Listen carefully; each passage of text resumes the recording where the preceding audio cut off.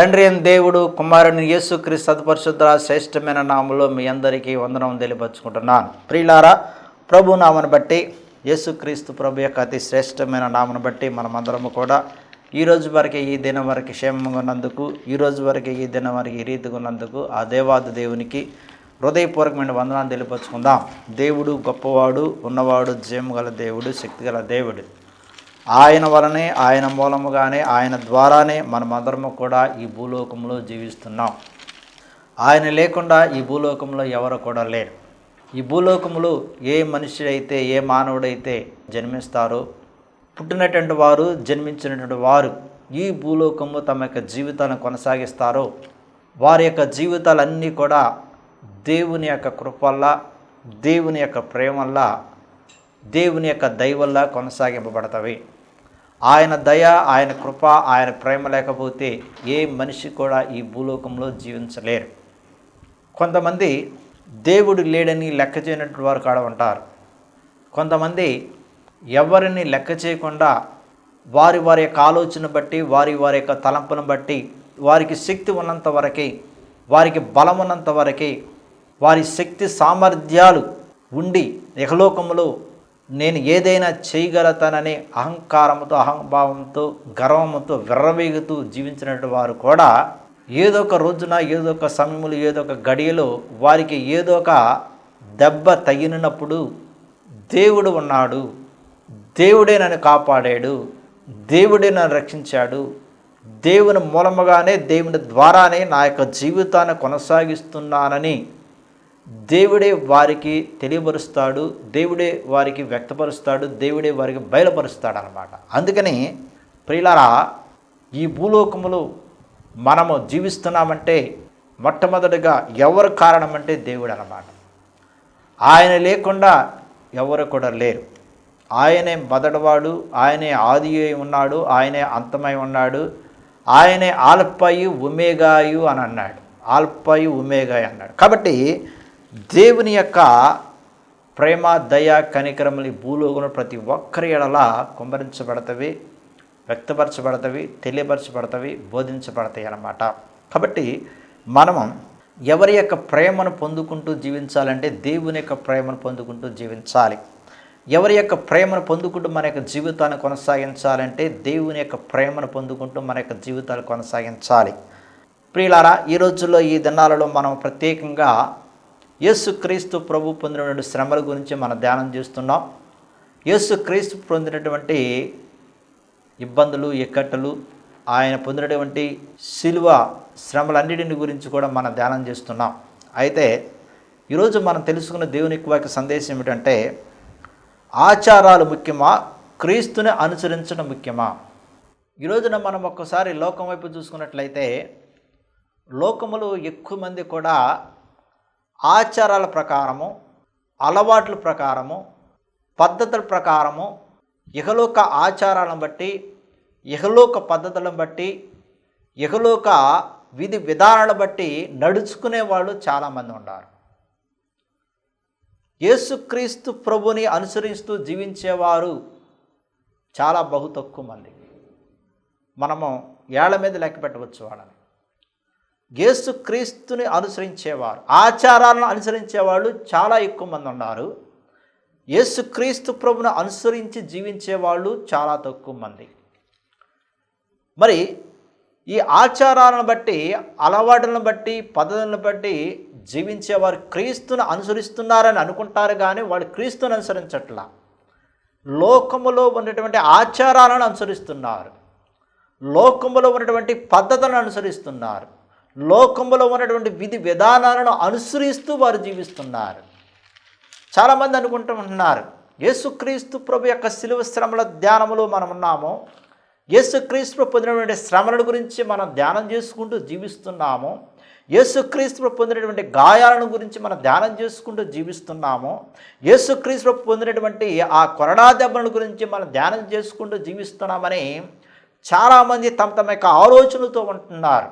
కానీ ప్రియులారా, ఇహలోకపరమైనటువంటి ఆచారాలతో వారు జీవించడానికి ప్రయత్నం చేస్తున్నారు. కానీ యేసుక్రీస్తు ప్రభువుని అనుసరించే విధానము, యేసుక్రీస్తు ప్రభుని అనుసరించి జీవించే విధానము, యేసుక్రీస్తు ప్రభుని అనుసరించి ఆయన యొక్క మార్గములో పయనించే విధానము, యేసుక్రీస్తు ప్రభుని అనుసరించి ఆయన జీవించే విధానములో జీవించడానికి ప్రయత్నం చేసే వాళ్ళు చాలా తక్కువ మంది. అంటే యేసుక్రీస్తు ప్రభుని అనుసరించి జీవించాలి అంటే ఇహలోకపరమైన ఆచారాలు ముఖ్యము కాదు, ఇహలోకపరమైనటువంటి పద్ధతులు ముఖ్యము కాదు, ఇహలోకపరమైనటువంటి విధి విధానాలు ముఖ్యం కాదు. క్రీస్తును అనుసరించి జీవించటమే చాలా ప్రాముఖ్యమైనటువంటి విషయం అన్నమాట. క్రీస్తును అనుసరించి జీవించటమే వారికి చాలా ప్రాముఖ్యమైనది అని వాళ్ళు అనుకుంటారు, ఆలోచిస్తారు, తలంస్తారు, ప్రియులారా, విశ్వసిస్తారు అన్నమాట. అందుకని మరి యేసుక్రీస్తు ప్రభు తన యొక్క వాక్కు ద్వారా ఏమని తెలియపరిచాడు అంటే, లోకాసు వార్త 9వ అధ్యాయము 23వ వచనం మనం చదువుకున్నట్లయితే, ఆయన అందరితో ఇట్లా నేను చూడండి ప్రియులారా, యేసుక్రీస్తు ప్రభు అందరితో ఇట్లా నేను అంటే ఆయన దగ్గరికి వచ్చిన వారితో కానీ, మరి యేసుక్రీస్తు ప్రభు యొక్క శిష్యులతో కానీ, మరి జన సమూహములతో కానీ ఎవరైతే ఆయన దగ్గరికి వచ్చారో వారు అందరితో యేసుక్రీస్తు ప్రభు ఇట్లా అన్నాడు. ఏమన్నాడంటే, ఎవడైనా నన్ను వెంబడింపగోని ఎడల తాను ఉపేక్షించుకుని ప్రతిదినము తన సిలువను ఎత్తుకుని నన్ను వెంబడింపవలెను అన్నాడు. ఎవడైనను అనే ఒక మాట యేసుక్రీస్తు ప్రభు బైబిల్ గ్రంథంలో స్పష్టంగా ఆయన పలికి ఉన్నాడు. ఎవడైనా అన్నాడు. ప్రియులారా, శిష్యులైనా సరే, అతి సామాన్య మానవులైనా సరే, మధ్యతరగతి వారైనా సరే, ధనవంతులైనా సరే, పేదవారైనా సరే, ఎవరైనా సరే, ఎవడైనా నన్ను వెంబడింపగోరిని ఎడలన్నాడు. అంటే యేసుక్రీస్తు ప్రభుని అనుసరిస్తే, యేసుక్రీస్తు ప్రభుని అనుసరించి ఆయన అడుగుజాడల్లో నడవాలి అంటే, అడుగుజాడల్లో పయనించాలి అంటే, యేసుక్రీస్తు ప్రభుని అనుసరించి ఆయన మార్గములో జీవించాలి అంటే, యేసుక్రీస్తు విశ్వాసం ఉంచి ఆయనకి అనుగుణముగా జీవించాలి అంటే, యేసుక్రీస్తు ప్రభుని అనుసరించి మరి ఆయనకి వినయ విధేయతతో జీవించాలి అంటే, ప్రియులారా, మరి ఏమి చెయ్యాలని యేసుక్రీస్తు ప్రభు చెప్పాడు అంటే, ఇక్కడ వాక్యము కూడా స్పష్టంగా రాయబడి ఉంది. మరి ఆయన ఏమన్నాడంటే, నన్ను వెంబడింపగోని ఎడల తనను తాను ఉపేక్షించుకోమన్నాడు. మొట్టమొదటిగా తనను తాను ఉపేక్షించుకోమన్నాడు, తగ్గించుకోమన్నాడు, తగ్గింపు కలిగినటువంటి జీవితాన్ని జీవించమన్నాడు. యేసుక్రీస్తు ప్రభు సిలువను మోసుకుంటూ, యేసుక్రీస్తు సిలువ యొక్క శ్రమలను పొందుకుంటూ, యేసుక్రీస్తు కొరడా దెబ్బలు కొట్టించుకుంటూ, యేసుక్రీస్తు బుడకిరీటము ధరింపజేసుకున్న తర్వాత, యేసుక్రీస్తు ప్రభు తన యొక్క ముఖంపై ఉమ్మేసుకున్న తర్వాత ఆయన తనను తాను ఎంతగానో రిక్తిగా రూపం దాల్చాడు. ఆయన ఎంతగానో తనను తాను తగ్గించుకున్నాడు. ఆయన ఎంతగానో తనను తాను తగ్గించుకుని, ప్రియులారా, తనను తాను తగ్గించుకుని ఎంతో వినయముతో విధేయత తండ్రి యొక్క చిత్తాన్ని నెరవేర్చడానికి ఆయన తనను తాను ఆ విధంగా ఎంచుకున్నాడు. ప్రియులారా, మరి ఎంతగా ఉపేక్షించుకున్నాడు మనం ఒక్కసారి ఆలోచించాలి. అంటే ఆయన యేసుక్రీస్తు ఆచారాల భక్తితో వెడలేదు, ఆయన ఆచార విధానాలతో వెళ్ళలేదు, ధర్మశాస్త్ర బోధకుల విధానాలతో వెళ్ళలేదు, ప్రధాని యొక్క బోధనలతో ఆయన వెళ్ళలేదు. ఆయన ఒక క్రొత్త బోధనను, నూతన బోధనను, నూతన ఆజ్ఞలను, నూతన విధి విధానాలను యేసుక్రీస్తు ప్రభు తీసుకొచ్చి ఆయన సిలువ ద్వారా ఆయన అన్నీ కూడా నెరవేర్చాడు అన్నమాట. ప్రియులారా, యేసుక్రీస్తు యొక్క భూలోకంలో ఉన్నప్పుడు ఆచారాలతో ఆయన దేనిని కూడా మరి అవలంబించలేదు. దేవుని యొక్క విధి విధానాల ద్వారా తండ్రి తన యొక్క జీవితంలో ఏదైతే నెరవేర్చమని చెప్పి ఉన్నాడో, తండ్రి తన యొక్క జీవితంలో ఏదైతే నెరవేర్చి జీవించమన్నాడో దానిని ఆయన అనుసరించాడు. ప్రియులారా, అందుకని యేసుక్రీస్తు బైబిల్ గ్రంథంలో స్పష్టంగా చెప్పి ఉన్నాడు, నా మట్టుకు నేను ఏమీ కూడా బోధించట్లేదు, నా ఇష్టానుసారంగా నేను ఇక భూలోకములో నేను జీవించట్లేదు. తండ్రి నాకు ఏదైతే బోధించాడో, తండ్రి నాకు ఏదైతే తెలియపరిచాడో, తండ్రి నాకు ఏదైతే బయలుపరిచాడో అదే నేను మీకు బోధించుచున్నాను, అదే నేను మీకు తెలియపరుస్తున్నాను, అదే నేను మీకు చెప్పుచున్నాను. తండ్రి యొక్క చిత్త ప్రకారం జీవించుటయే నా విధి, నా కర్తవ్యం అని యేసుక్రీస్తు ప్రభు తన యొక్క వాక్కు ద్వారా అనేక మందికి తెలియపరిచాడు. ప్రియులారా, కాబట్టి ఇక్కడ యేసుక్రీస్తు ప్రభుని అనుసరించాలి అంటే మొట్టమొదటిగా మనము దేవుని బిడ్డలమైన మనము, దేవుని పిల్లలైన మనము ఏమి చేయాలంటే మొట్టమొదటిగా ఉపేక్షించుకోవాలి, తగ్గించుకోవాలి. అందుకనే రెండవదిగా ప్రతిదినము తన సిలువను ఎత్తుకుని వెంబడింపవలె అన్నాడు. ప్రతిదినం అన్నాడు. ప్రియులారా, యేసుక్రీస్తు ప్రభు స్పష్టంగా ఇక్కడ మనకి వాక్యము మనకి తెలియపరచబడింది ఏమిటంటే ప్రతిదినం అన్నాడు. ప్రతిదినము తన సిలువను ఎత్తుకుని అన్నాడు. చూడండి ప్రియులారా, ఎందుకని యేసు ప్రతిదినము తన సిలువను ఎత్తుకుని వెంబడింపలేని అన్నాడు. ప్రియులారా, నిజముగా చెప్పాలి అంటే యేసుక్రీస్తు ప్రభు యొక్క మాట చెప్పినప్పుడు ఆయన సిలువ శ్రమలను ఇంకా పొందుకోలేదు. యేసుక్రీస్తు ప్రభు యొక్క మాట చెప్పినప్పుడు ఆయన సిలువ భారములను ఆయన ఇంకా పొందుకోలేదు. యేసుక్రీస్తు ప్రభు ఈ యొక్క మాట చెప్పినప్పుడు ఆయన కొరడా దెబ్బలతో కుట్టించుకోలేదు. యేసుక్రీస్తు యొక్క మాట చెప్పినప్పుడు ఆయన తలపై ముళ్ళ కిరీటము కూడా మరి ధరింప చేసుకొనలేదు. యేసుక్రీస్తు యొక్క మాట చెప్పినప్పుడు ఆయన ఒక సామాన్యులాగా జీవించి సామాన్య ప్రజలకి తన యొక్క వాక్యాన్ని బోధించి ఉన్నాడు ప్రియులారా. అందుకనే యేసుక్రీస్తు ప్రభుకు తెలుసు కాబట్టి రాబోయే దినాల్లో రాబోయే రోజుల్లో నేను సిలువ శ్రమలను పొందుతాను అని యేసుక్రీస్తు ప్రభు తెలుసు కాబట్టి రాబోయే దినాల్లో రాబోయే రోజుల్లో నన్ను కొరడాలతో కొడతారు అని యేసుక్రీస్తు ప్రభుకు తెలుసు కాబట్టి నా యొక్క తలపై ముళ్ళకిరీటం ధరింపజేస్తారని రాబోయే రోజుల్లో యేసుక్రీస్తు ముందుగానే తెలియపరిచాడు. ప్రవక్తల ద్వారా ప్రవచింపబడినవి ఆయన మరి సిలువ మరణాన్ని పొందుతాడు అని, ఆయన అనేకమైన శ్రమలు పొంది మరి ఆయన మరణించి 3వ నాడు పునరుత్థానం అవుతాడని అయి మరి కొన్ని వేల సంవత్సరాల క్రితమే ప్రవక్తల ద్వారా ప్రవచింపబడినవి అన్నవాడు ప్రియులారా. యేసుక్రీస్తు ప్రభు కూడా తన యొక్క శిష్యులకు ముందుగానే చెప్పి ఉన్నాడు, నేను అనేకమైన శ్రమలు పొందుతానని.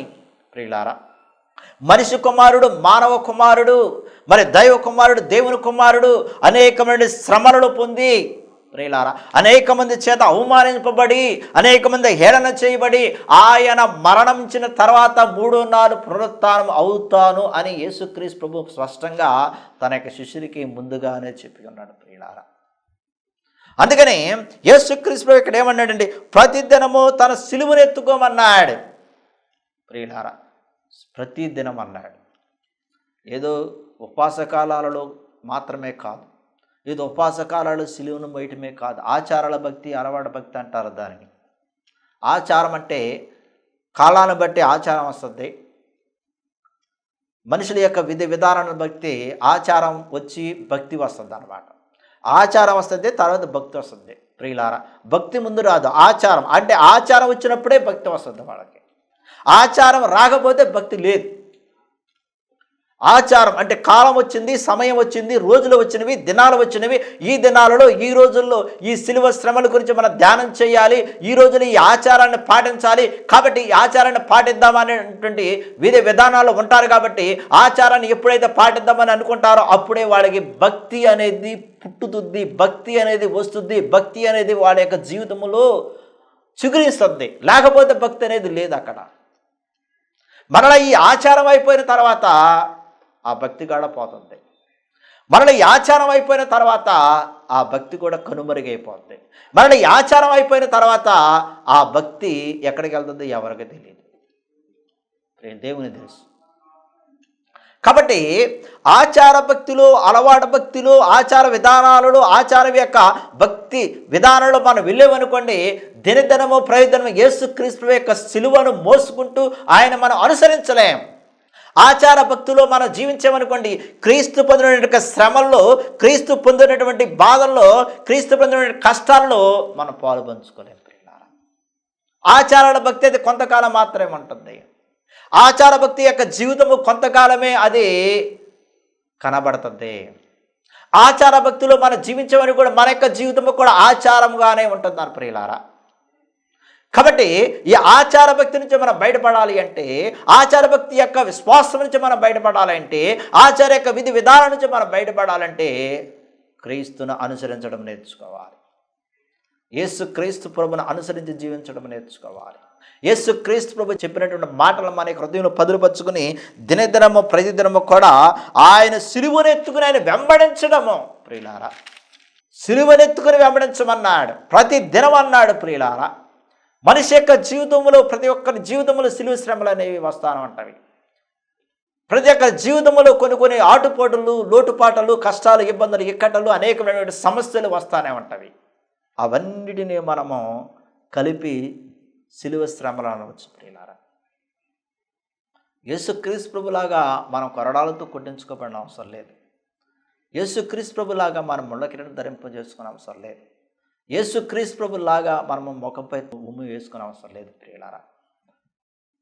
నిజంగా చెప్పాలి అంటే మొట్టమొదటగా యేసుక్రీస్తు ప్రభు పొందిన శ్రమల గురించి బాగా ధ్యానం చేసుకుంటూ, యేసుక్రీస్తు ప్రభు పొందినటువంటి గాయాలను గురించి ధ్యానం చేసుకుంటూ, యేసుక్రీస్తు ప్రభు ఏ విధంగా మరణించాడు వాడిని ధ్యానం చేసుకుంటూ, ఎవరు జీవించారు అంటే అపోస్తులు జీవించారు. అపోస్తులు హతసాక్షులయ్యారు. అపోస్తులు తమ యొక్క ప్రాణాలను పెట్టారు. వారు దినదినము ప్రతిదినము కూడా సిలువను ఎత్తుకుని యేసుక్రీస్తు ప్రభుని అనుసరించారు. ప్రియులారా, ప్రతిరోజు కూడా వాళ్ళకి సిలువ శ్రమలే. ప్రతిరోజు కూడా వాళ్ళకి అనేకమైనటువంటి ఇబ్బందులు ఇక్కడలు ఎదుర్కొన్నారు. వాళ్ళు చివరగా క్రీస్తు కొరకు తమ యొక్క ప్రాణాలని ఏ విధంగా అర్పించారు అంటే ఒక్కొక్క శిష్యుడు ఒక్కొక్క విధంగా మరణించారు. ప్రియులారా, ఒక్కొక్క శిష్యుడు ఒక్కొక్క విధంగా ఏ విధంగా మరణించారు అంటే ప్రియులారా, వాళ్ళు చెప్పలేనంతగా తమ యొక్క ప్రాణాలను క్రీస్తు కొరకు అర్పించారు. వాళ్ళు క్రీస్తు కొరకు తమ యొక్క ప్రాణాలను అర్పించారంటే దానికి కారణం ఏమిటంటే వాళ్ళ ఆచార భక్తిలో జీవించలేదు, అలవాటు భక్తిలో జీవించలేదు, కాలాన్ని బట్టి వచ్చే ఆచార భక్తిలో వాళ్ళు జీవించలేదు, సమయాల బట్టి వచ్చినటువంటి ఆచార భక్తిలో వాళ్ళు జీవించలేదు. ప్రియులారా, యేసుక్రీస్తు ప్రభును అనుసరించి ఆయన యొక్క అడుగుజాడలను నడుచుకుంటూ ఒకే విశ్వాసముతో, ఒకే నమ్మికతో, ఒకే భక్తితో వారు జీవించారు. కాబట్టి యేసుక్రీస్తు కొరకు వారు మరణించారు.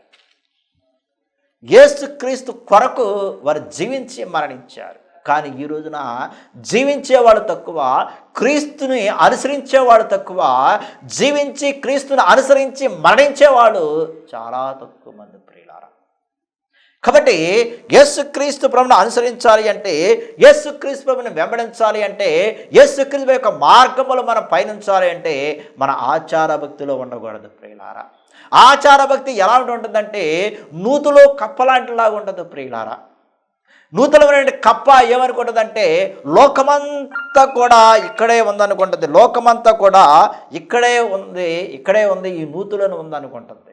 కానీ ఆచార భక్తి నుంచి ఎవరైతే బయటకు వస్తారో, ఆ నూతులో నుంచి ఎవరైతే బయటకు వస్తారో లోకము విస్తారంగా ఉంది. దేవుని యొక్క సృష్టి అద్భుతమైన సృష్టి, ఆశ్చర్యకరమైన సృష్టి, మహిమగల సృష్టి.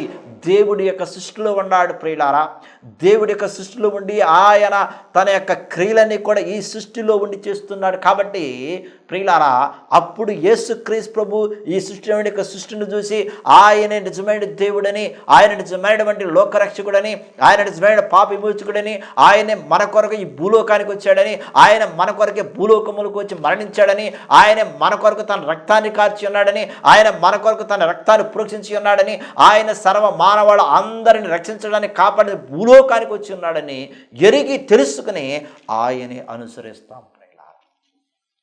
ఆయనే వెంబడిస్తామన్నమాట. వెంబడించేవాళ్ళు ఎవరంటే తెలుసుకునేవాళ్ళు. అనుసరించేవాళ్ళు ఎవరంటే క్రీస్తు యొక్క మార్గము గురించి, ఆయన యొక్క బోధల గురించి ఎరిగి తెలుసుకుని నిజమైనటువంటి శ్వాసముతో, నిజమైనటువంటి భక్తితో, నిజమైనటువంటి నమ్మికతో అనుసరించేవాళ్ళు. వాళ్ళు అలా ఎవరు ఉన్నారు? ఆచార భక్తి అంటే ఈ నూతులో కప్పలాంటిదని చెప్పాను నేను. కప్ప ఏమనుకుంటుంది? లోకమంతా, ప్రపంచమంతా కూడా ఈ యొక్క బావులోనే ఉందనుకుంటుంది. ప్రియులారా, ఆ బావు నుంచి బయటకు వచ్చిన వాళ్ళే, కప్పలా ఉండకుండా బయటకు వచ్చిన వాళ్ళే క్రీస్తుని అనుసరించగలుగుతారు. ఎవరైతే కప్పలాగా నూతుల్లోనే బావిలోనే ఉంటారో వాళ్ళు ఆచార భక్తిలోనే ఉంటారు, అలవాటు భక్తిలోనే ఉంటారు. ప్రియులారా, కాబట్టి యేసుక్రీస్తు ప్రభుని వెంబడించాలి అంటే యేసుక్రీస్తు ప్రభు స్పష్టంగా చెప్పాడు, దినదినము ప్రతిదినం నా సిలువనెత్తుకొని నన్ను వెంబడించమన్నాడు. దినదినము ప్రతిదినం కూడా నా సిలువనికి ఎత్తుకుని నన్ను వెంబడించండి అని యేసుక్రీస్తు ప్రభు చెప్పాడు. ప్రియులారా, కాబట్టి ఆచార భక్తిలో ఉంటే క్రీస్తు పొందినటువంటి శ్రమల గురించి మనం పూర్తిగా పొందుకోలేము. పూర్తిగా మనకి మన యొక్క అనుభూతులోనికి రాలేమన్నాడు. ప్రియులారా, ఎవరైతే నిజముగా క్రీస్తుని అనుసరిస్తారో, అందుకని మత్తయి సువార్త 26వ అధ్యాయము 28వ వచనం మనం చదువుకున్నట్లయితే, ఇది నా రక్తము అనగా పాప క్షమాపణ నిమిత్తం అనేకుల కొరకు చిందింపబడిన నిబంధన రక్తం అన్నాడు. చూడండి, యేసుక్రీస్తు ప్రభు తన యొక్క రక్తాన్ని అనేకుల కొరకు, అంటే పాప క్షమాపణ నిమిత్తము ఆయన తన రక్తాన్ని కార్చాడు. యేసుక్రీస్తు ప్రభు ఎందుకని అనేకుల యొక్క పాప క్షమాపణ నిమిత్తం తన రక్తాన్ని కార్చాడు అంటే ప్రియులారా, ఆయన మనల్ని కాపాడటానికి.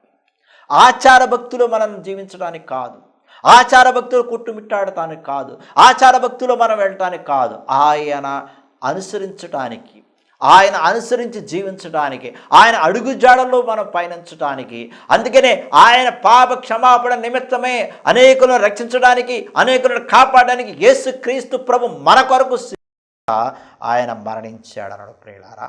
అందుకని లూకాసు వార్త 19:10 చదువుకున్నట్లయితే, నశించిన దానిని వెదకి రక్షించుటకు మనుష్య కుమారుడు వచ్చునని అతనితో చెప్పాను. నశించిన దానిని వెదకి రక్షించటానికి యేసుక్రీస్తు ప్రభు ఎందుకు ఈ భూలోకానికి వచ్చాడు? యేసుక్రీస్తు ప్రభు ఎందుకు ఈ భూలోకములు అనేకమైన శ్రమలు పొంది ఉన్నాడు?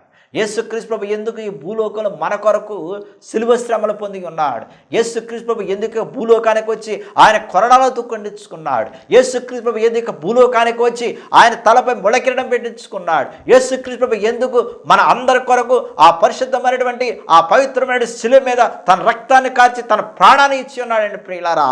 మరి నశించిన దానిని అంటే ఎవరైతే నశించిపోతున్నారు, ఎవరైతే పాప ఊబిలో కొట్టుమిట్టాడుతున్నారు, ఎవరైతే దేవుడిని యేసుక్రీస్తుని ఎరగ జీవిస్తున్నారో వారిని రక్షించడానికి, వారిని కాపాడడానికి మనిషి కుమారుడు, మానవ కుమారుడు అనేకమైనటువంటి శ్రమలు పొంది మన కొరకు ప్రాణం పెట్టి ఉన్నాడని బైబిల్ గ్రంథము ద్వారా మనకు స్పష్టంగా తెలియపరచబడింది ప్రియులారా. నశించిన దానిని వెదకి రక్షించడానికి మనిషి కుమారుడు వచ్చాడు. నశించిన దానిని, ఏది నశించింది?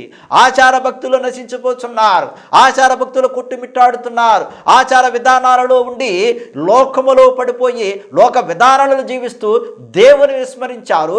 దేవుని ఎరగక దేవుని ఏ విధంగా ఆరాధించాలి, దేవుని ఏ విధంగా కనపరచాలి, ఎటువంటి శ్వాసముతో జీవించాలి, ఎటువంటి భక్తితో జీవించాలి, ఏ విధంగా యేసుక్రీస్తుని అనుసరించాలని తెలియక జీవించుతున్న వారి కొరకే యేసుక్రీస్తు ప్రభు రక్షించడానికి ఆయన ఈ భూలోకానికి వచ్చి ఉన్నాడు.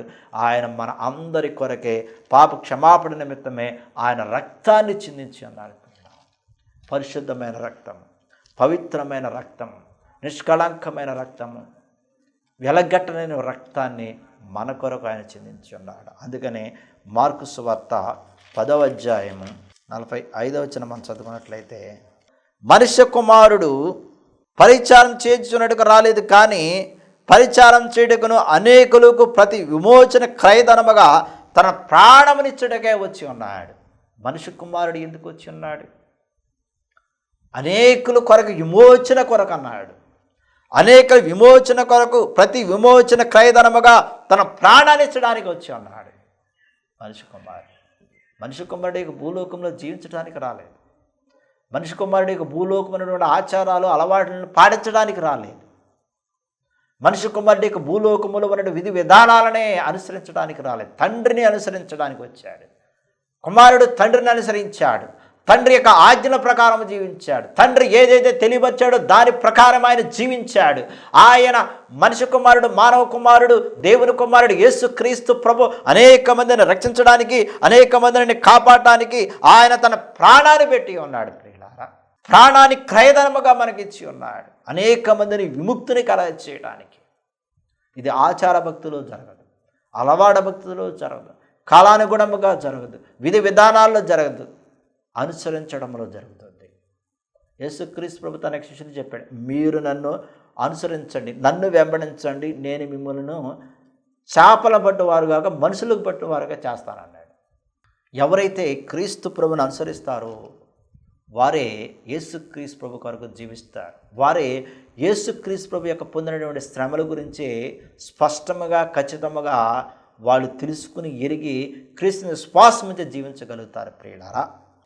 1 యోహాను 1వ అధ్యాయము 7వ వచనం, ఆయన వెలుగులోనున్న ప్రకారం మనమును వెలుగులో నడిచిన ఎడల మన అన్యోన సావాసం గలవారమై ఉందుము. అప్పుడు ఆయన కుమారుని యేసు రక్తము ప్రతి పాపము నుండి మనల్ని పవిత్రులుగా చేయనన్నాడు. యేసు క్రీస్తు ప్రభు యొక్క రక్తము ప్రతి పాపము నుండి మనల్ని పవిత్రులుగా చేయను అన్నాడు. క్రీస్తు యొక్క రక్తము మన యొక్క పాపములను పవిత్రులుగా ఎప్పుడు చేస్తుంది? యేసుక్రీస్తు ప్రభుని అనుసరించినప్పుడు, యేసుక్రీస్తు ప్రభుని వెంబడించినప్పుడు, యేసుక్రీస్తు ప్రభు యొక్క అడుగు జాడలో జీవించినప్పుడే ఆయన యొక్క పరిశుద్ధమైన రక్తము, ఆయన పవిత్రమైన రక్తము మన పాపముల నుండి కూడా కడిగివేసి మనకి విముక్తిని కలగజేసి మనల్ని రక్షిస్తుంది అన్నమాట ప్రియులారా. ఆచార భక్తులో జీవించినప్పుడు కాదు, అలవాడ భక్తిలో జీవించినప్పుడు కాదు, కాలానుగుణముగా వచ్చే ఆచారాన్ని బట్టి జీవించినప్పుడు కాదు ప్రియులారా మన పాపలను కడిగి వేసేది. అందుకని ఇక్కడ వాక్యం కూడా స్పష్టంగా రాయబడి ఉంది. ఏమిటంటే ఆయన మన పాపములను కడిగివేసి మన యొక్క దుర్నీతుల నుండి మనల్ని పవిత్రులుగా చేయను అన్నాడు. ప్రతి పాపము నుండి మనల్ని పవిత్రులుగా చేయను అన్నాడు.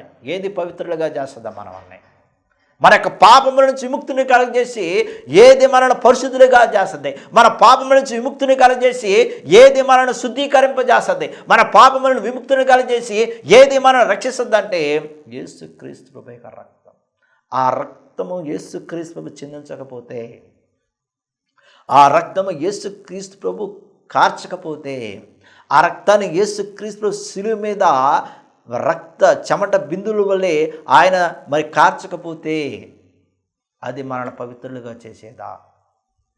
ఆయన రక్తాన్ని కార్చాడు కాబట్టి, ఆయన రక్తాన్ని చిందించాడు కాబట్టి మన యొక్క ప్రతి పాపముల నుంచి ఆయన మనల్ని పవిత్రులుగా చేసి ఉన్నాడు. ప్రియులారా, మనం పవిత్రులుగా ఉన్నామంటే, మన పరిశుద్ధులుగా జీవిస్తున్నామంటే యేసుక్రీస్తు యొక్క రక్తం వలనే.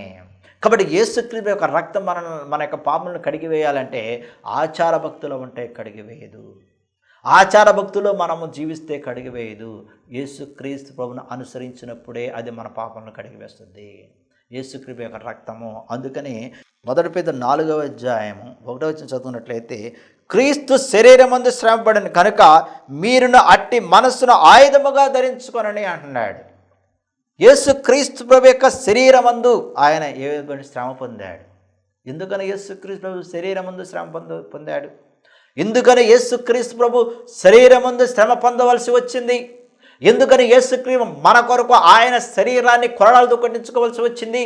ఎందుకని యేసుక్రీస్తు మన అందరి కొరకు ఆయన ఒక పాపాత్ముడుగా, ప్రియులారా, ఒక శిక్షుడుగా, ఒక నేరస్తుడుగా, ఒక ద్రోహిగా ఎంచబడి ఉన్నాడు ప్రియులారా. మనం రక్షించటానికి, మనల్ని కాపాడటానికి, మనము ఆయనను అనుసరించడానికి, మనం ఆయన యొక్క అడుగుజాడలు పయనించడానికి, యేసుక్రీస్తు మన అందరి కొరకు మనం రక్షించడానికి, మనల్ని కాపాడడానికి ఆయన తన పరిశుద్ధమైనటువంటి పవిత్రమైన రక్తాన్ని శిలువ మీద కాచి ఉన్నాడు ప్రియులారా. అందుకని ఇక్కడ క్రీస్తు శరీరమందు శ్రమపడిన కనుక మీరును అట్టి మనస్సును ఆయుధముగా ధరించుకొనని అంటున్నాడు.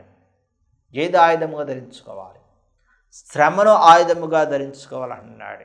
క్రీస్తు పొందిన యొక్క దెబ్బల్ని, యేసుక్రీస్తు పొందిన గాయాలను మీకు హృదయములు పదిలపరుచుకొని దాన్ని ఒక ఆయుధముగా మీరు ఎంచుకొనని అంటున్నాడు. ఆయుధముగా ధరించుకొని మీరు జీవించండి అంటున్నాడు ప్రియులారా. ఆచార భక్తులు ఎడితే, అలవాడు భక్తులు ఎడితే, కాలానుగుణమైనటువంటి భక్తులు ఎడితే మన క్రీస్తు పొందిన శ్రమలను మనం ఆయుధంగా ఎంచుకోగలుగుతామా? క్రీస్తు పొందిన శ్రమలను మనము మన హృదయములో పదులుపరి జీవించగలుగుతామంటే జీవించాలి. ఆచార భక్తులు, అలవాటు భక్తులు ఏదో కొంతకాలము మరి పక్షికి రెక్కలు వచ్చినప్పుడు ఎగిరి వెళ్తూ ఉంటుంది. మరి అట్లాగే కొంతకాలము కొన్ని రోజులు మనము కూడా ఆచార భక్తులు, అలవాటు భక్తులు అట్లాగే ఎగిరి వెళ్తూ ఉంటాము ప్రియులారా. ఈ ఆచార భక్తి, అలవాటు భక్తి అయిపోయిన తర్వాత ఇక ఎగరము అనమాట. ఎక్కడ జీవితం అక్కడే, ఎక్కడ వేసిన గొంగడే అక్కడలాగానే ఉంటుంది. ఆచార భక్తులు మనం పయనించేవారు ఈ రోజున ఎక్కువ మంది అయిపోయారు. ఆచార భక్తులు మనం నెట్టేసి జీవించేవాళ్ళు ఎక్కువ మంది అయ్యారు. ఆచార భక్తులు మనం అలా వెళ్ళాలని చెప్పేవాళ్ళు ఎక్కువ మంది అయ్యారు. కానీ క్రీస్తును అనుసరించి జీవించండి, క్రీస్తును అనుసరించడం జీవించడం చాలా ప్రాముఖ్యమైనదని, యేసుక్రీస్తు ప్రభువుని అనుసరించి జీవించడము చాలా ఉన్నతమైనదని, యేసుక్రీస్తు ప్రభువుని అనుసరించి జీవించడము అది మన పాపముల నుండి విముక్తిని విడుదల కలగజేస్తుందని, యేసుక్రీస్తు ప్రభువుని అనుసరించి జీవించడము అది మనం రక్షిస్తుందని, యేసుక్రీస్తు ప్రభువుని అనుసరించి జీవించడము అది మనకు రక్షణ కలగజేస్తుందని, యేసుక్రీస్తు ప్రభువుని అనుసరించి జీవించడము అది మనకి ఎంతో మేలు చేస్తుందని బోధించేవాళ్ళు, చెప్పేవాళ్ళు ఈరోజు చాలామంది ప్రియులారా. ఎవరి స్వార్థం ఆరదైపోయింది, ఎవరి స్వార్థం ఆరువైపోయింది. స్వార్థపూరితమైనటువంటి ఆలోచనతో ఎవరి యొక్క అవసరాల బట్టి వారు జీవించే విధానంలో ఈరోజు జీవిస్తున్నారే. కానీ యేసుక్రీస్తు వైపు చూస్తూ, యేసుక్రీస్తు పొందిన శ్రమ వైపు చూస్తూ, యేసుక్రీస్తు ఎందుకు ఆయన శ్రమలు పొందాడు, యేసుక్రీస్తు ఎందుకని మన అందరి కొరకు అన్ని ఇబ్బందులు ఇక్కడలు ఎదుర్కొన్నాడు, యేసుక్రీస్తు ఎందుకు మన కొరకు ఆయన ముళ్ళకిని ధరింపజేసుకున్నాడు, యేసుక్రీస్తు ఎందుకని అంత భరించినటువంటి బాధను ఆయన శిలువ మీద ఆయన పొంది ఉన్నాడని ఒక్కసారి మనం ఆలోచించుకున్నట్లయితే మనం యేసుక్రీస్తుని అనుసరించాలని మనం బోధిస్తాం అన్నమాట. అవసరాన్ని బట్టి కాదు, అలవాట్లను బట్టి కాదు, కాలాన్ని బట్టి కాదు, ఆచారాలను బట్టి కాదు ప్రియులారా. నిజముగా ఇది చాలా బాధాకరం అన్నమాట. ఇది ఎంత బాధాకరం అంటే చెప్పలేనంత బాధాకరం అన్నమాట. ఎందుకంటే మనం ఎవరిని మోసం చేస్తున్నాం? దేవుని మోసం చేస్తున్నామా? దేవుని మోసం చేస్తూ ఆచార భక్తులు నెట్టి మన అవసరాలను తీర్చుకుంటున్నామా? నిజముగా ఒక్కసారి దేవుని బిడ్డలైన మనము యేసు క్రీస్తు ప్రభు యొక్క బిడ్డలుగా పరిణిన మనము ప్రతి ఒక్కరు కూడా ఆలోచించాలి. విశ్వాసం అనేది ఇది వ్యక్తిగతమైందన్నమాట. ఆచార భక్తులు విశ్వాసంలో నెట్టడం కాదు. అది కాలాన్ని బట్టే ఉంటుంది ప్రియులారా, సమయాన్ని బట్టే ఉంటుంది. ఏదో కొంతకాలం, కొంత సమయం, కొన్ని రోజులు, కొన్ని దినాలు మాత్రమే ఉంటుంది. మరి తర్వాత మౌనం అయిపోద్ది అన్నమాట. నిజముగా యేసుక్రీస్తు పొందిన శ్రమల గురించి ధ్యానం చేస్తే నేను ఆయన ఆచారాలని పాటిస్తున్నానా, ఆయన అలవాటును పాటిస్తున్నానా, ఆయన పద్ధతులను పాటిస్తున్నానా, లేకపోతే ఆయనకి అనుగుణముగా నేను జీవిస్తున్నా అనేది ప్రతి ఒక్కరు కూడా ఆలోచింప చేసుకుంటారు ప్రియులారా. నిజముగా మరి యేసుక్రీస్తు ప్రభుని అనుసరించి జీవించేవాళ్ళు చాలా తక్కువ మంది అన్నమాట. అందుకని ఫిలిప్పీయులకు రాసిన లేఖ 2వ అధ్యాయము 8వ వచనం మనం చదువుకున్నట్లయితే, మరణము పొందినంతగా అనగా శిలువ మరణము పొందినంతగా విధేయత చూపిన వాడే తనను తాను తగ్గించుకొనిన అన్నది. మరణము అంతగా అన్నాడు. ఎందుకనంటే ప్రియులారా, ఆయనలో దైవత్వం ఉంది. ఆయన దేవుని కుమారుడు, దైవ కుమారుడు అయినప్పటికీ కూడా ఆయనలో ఉన్న దైవత్వాన్ని కనపరచకుండా, ఆయన ఉన్నటువంటి దైవ రూపాన్ని కనపరచకుండా మనుష్య రూపాన్ని కనపరుచుకుంటూ మానవాళి అందరి కొరకు యేసుక్రీస్తు ప్రభు మరణించాడు. అందుకనే మనం ఏ భక్తిలో వెళుతున్నాం, ఇటువంటి విశ్వాసం వెళుతున్న మీద ఒక్కసారి ఆత్మపం చేసుకుందాం. దేవుడి వాక్యం దీవించి మహిమపరచును గాక. ఆమేన్. ప్రార్థన చేసుకుందాం. మమ్మల్ని మిక్కిలుగా ప్రేమించిన మా యొక్క పరలోక తండ్రి, నీ ఘనమైన శ్రేష్టమైన నామనికి వందనాలు, స్తోత్రాలు నా ప్రభువా. ఇదిగో నా తండ్రి, వాక్యాన్ని వినిగా నా తండ్రి, వాక్యం మర్మాలు సత్యాలు బయలుపరచు నీకే ఉందా, నీకే స్తోత్రం నా ప్రభువా. నీ వాక్యము ద్వారా నా తండ్రి మాకు అనేకమైన విషయాలు నా తండ్రి తెలియపరిచా, నీకే ఉందా, నీకే స్తోత్రం నా ప్రభువా. ఎవరెవరైతే నీ వాక్యాన్ని వినిన్నారో నా తండ్రి, ఈ నీ వాక్యాన్ని వినేటువంటి వారు అందరి ఎడల నా తండ్రి గొప్ప కార్యాలు, ఆశ్చర్యకార్యాలు జరిగించమని ప్రార్థన చేస్తున్నా. నిన్ను అనుసరించి జీవించడానికి సహాయం చేయమని ప్రార్థన చేస్తున్నా. ఆచార భక్తులు, అలవాడ భక్తులు పయనించకుండా నా ప్రభువా, నీ వాక్కుల ద్వారా నా తండ్రి నిన్ను అనుసరించి నా తండ్రి నీ యందు నమ్మిక ఉంచి సహాయం చేయి. ఎవరెవరైతే అనారోగ్యంతో బాధపడుతున్నారు వారందరి వరకు ప్రత్యేకంగా ప్రార్థన చేస్తున్నా తండ్రి. అనేక మంది అనేక వ్యాధులతో బాధపడేవారు ఉన్నారు నా ప్రభువా. ఎవరెవరైతే నా తండ్రి ఏ వ్యాధితో బాధపడుతుందో నీకే తెలుసు. కాబట్టి నీ పరిశుద్ధమైన హస్తంలో వారిపై ఉంచిన తండ్రి వ్యాధి నుంచి తొలగించని ప్రార్థన చేస్తున్నా తండ్రి. వారికి ఉన్న రోగాల నుంచి ముక్తిని విడుదల కలచని ప్రార్థన చేస్తున్నా తండ్రి. ఎవరెవరైతే ప్రార్థన చేయమని అడిగి ఉన్నారో వారి కొరకు ప్రత్యేకంగా ప్రార్థన చేస్తున్నా. వారిని కూడా తట్టండి, ముట్టండి. వారికి కూడా శక్తిని, బలమును, ఆరోగ్యమును, శాంతిని, సమాధానాన్ని అనిపించి ప్రార్థన చేస్తున్నా. మేము చేస్తున్న ప్రతి ఒక్క పనిపాడులో తోడేడుకున్నామని మార్గని యేసుక్రీస్తు పరిశుద్ధ నామములో ప్రార్థన చేసి అడిగి తండ్రి. ఆమేన్.